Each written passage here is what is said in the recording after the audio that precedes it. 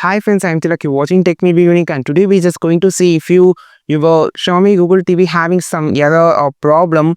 Just use this cleaner tool on your Xiaomi Google TV to clean away problem and boost your memory and fast your speed up your TV. Xiaomi Google TV. Just use this process, and if you are new to this channel, make sure to click on the subscribe button below. We just quickly move on to the video. So how to use the cleaner application on your Xiaomi Google TV, just going to show in this video. For that, go to the apps section first. After going inside the apps section, you just need to select the TV manager. Actually, it will be here. Click on the TV manager option. Now here you have this option called cleaner. So just come down and you have this option near the memory boost. Click on the cleaner, and after clicking on the cleaner, it automatically scan the full of your TV, and it will show it's actually my TV has 4 MB to be cleaned up. So after making this, just click on the cleanup option. It will be clean up the, or you can also go to the deep cleaning. If you click on the deep clean, you can use that.